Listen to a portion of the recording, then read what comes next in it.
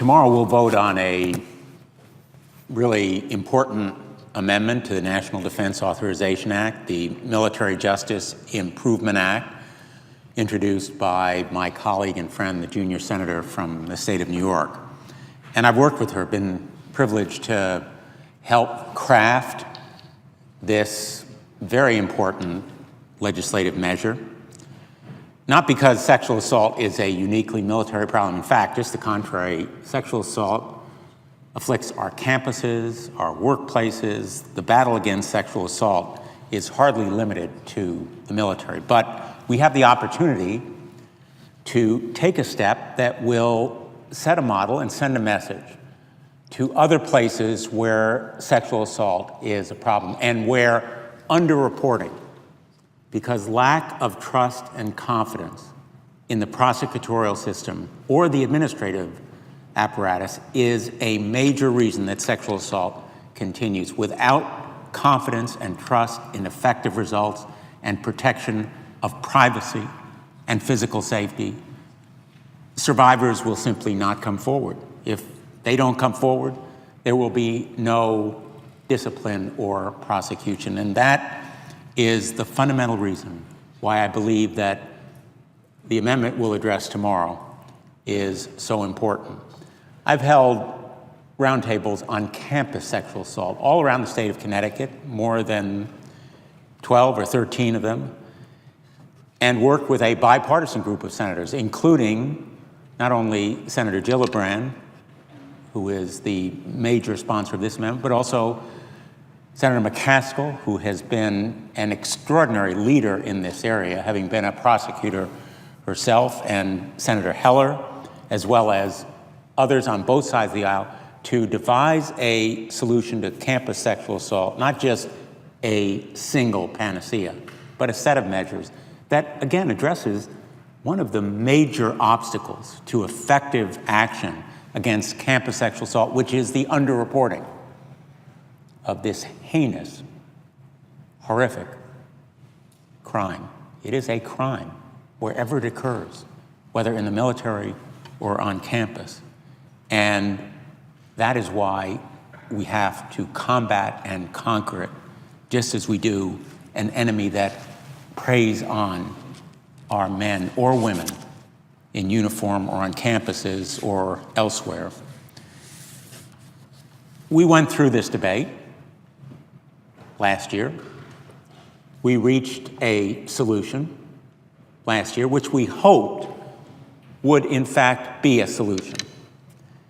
But the simple, plain fact is that this insidious, pernicious epidemic of sexual assault in the military continues unabated, or at least unreduced by the amount that we should regard as minimum for judging this supposed solution a success.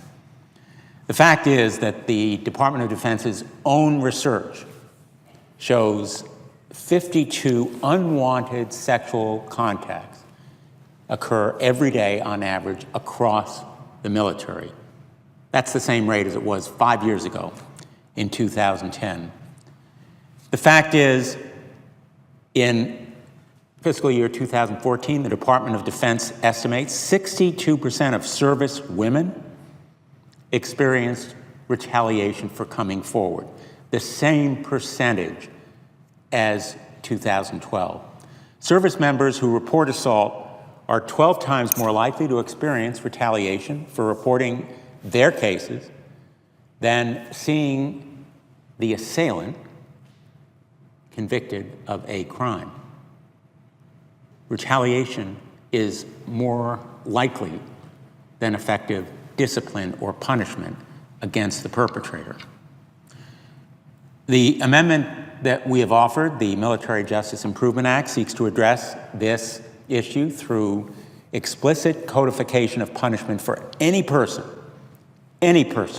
deciding to retaliate against anyone who reports this crime of sexual assault. Explicit punishment for retaliation will not only send a message, but it will deter what is, in civilian terms, one of the most severe crimes known as obstruction of justice.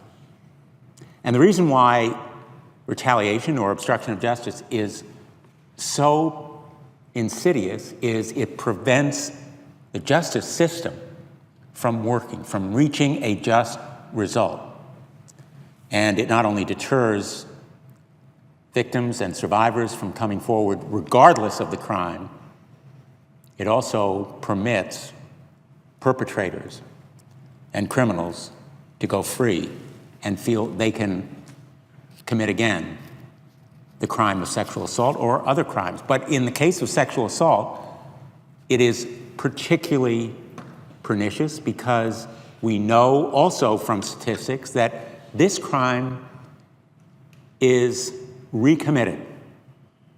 There is recidivism at a higher rate than many others. A large proportion of sexual assaults is committed by a very tiny fraction of members of the military. What happens in effect on campus or in the military is there are serial rapists, serial perpetrators of sexual assault. And if they feel they can do it without consequences, they will continue to commit this crime. We've learned through many survivors that the anxiety to come forward stems not only from the fear of retaliation, but from the bias and inherent conflicts of interest entrenched in the chain of command. The fact is, the Department of Defense estimates that 60% of cases involve a supervisor or unit leader. Think of that number. 60% of cases involving alleged sexual assault are committed by the supervisor or the unit leader in the United States military. The MGIA, Military Justice Improvement Act, the amendment that we offer tomorrow and will vote on, would address this obstacle by amending the Uniform Code of Military Justice to assign the decision-making power regarding sexual assault to an independent, trained prosecutor, or actually a team of professional military prosecutors, while leaving decisions to the chain of command regarding purely military crimes. There is an argument, I recognize it, that good order and discipline requires the chain of command to work as a source of discipline and punishment and justice.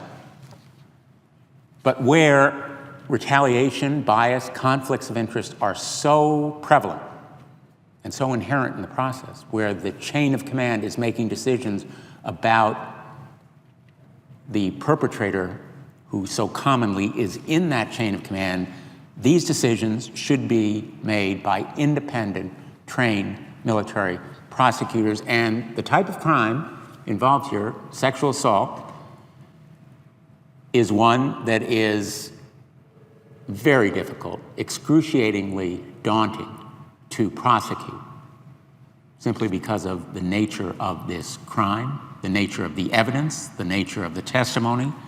And so trained professional military lawyers are in a better position to make these decisions about whether to go forward, not just decisions about what evidence to introduce, but whether the evidence justifies the prosecution, whether proof can be presented that will do justice, not just reach a conviction.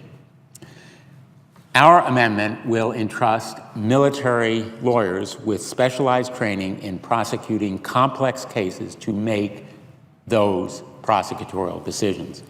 Removing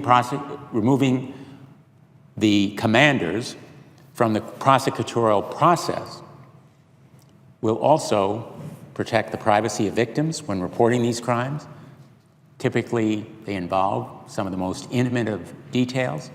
A trained, independent military prosecutor, and removing the commander from those decisions will protect privacy and encourage reporting. I believe that this step is a critical next step in this effort to improve the military justice system. I have immense respect for colleagues who disagree with me. Some of them are seasoned prosecutors, extraordinarily talented and dedicated lawyers, and we may differ on these issues. Many of our allies, including the United Kingdom, Canada, Israel, Germany, Norway, and Australia, have already taken steps to remove sexual assault reporting and prosecution from the regular chain of command. And military leaders there report no particular change in their ability to maintain good order or discipline. The facts are there to justify removing these decisions from the chain of command. But colleagues who disagree with me, I hope, will continue this effort. I know that they will, to improve our military justice system. We can agree to disagree on this step. We should agree to move forward on other steps where we can reach consensus, because we have in common, much more than we have in conflict, that this heinous crime should be rid of the greatest, strongest military in the history of the world. That's our military. And we owe it to the men and women who serve in uniform to have a system of justice that matches their courage and strength and skill. Thank you, Mr. President. I yield the floor.